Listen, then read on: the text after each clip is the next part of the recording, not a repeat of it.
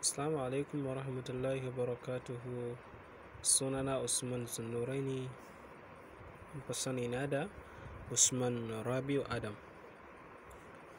Zan yi bayani akan forex trading kamar yadda insha Allah ta'ala na ƙudurci niyyar yin bayani da harshen Hausa, wanda zan yi bayani ne akan yadda ake amfani da forex trading akan wayar hannu, salula kenan, wanda idan kuka duba za ku ga cewa wannan shine MetaTrader 4.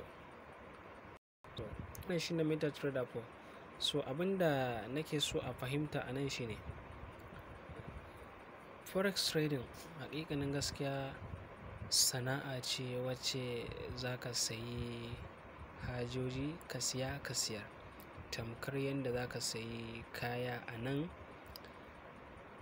cikin kasuwa ta kantin kwari. Misali ka siya shadda ka siyar, ka siya wancan kawai shine.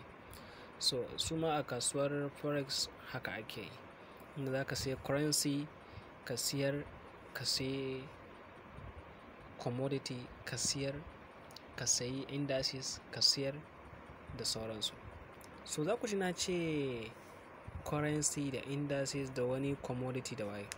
So idan na ce currency, abin da ake nufi da currency shine waɗannan abubuwa da za ku gani da nake nuna ba. Misali AUD USD ana nufin Australian dollar against US dollar. So me yasa aka alakanta Australian dollar da kuma US dollar?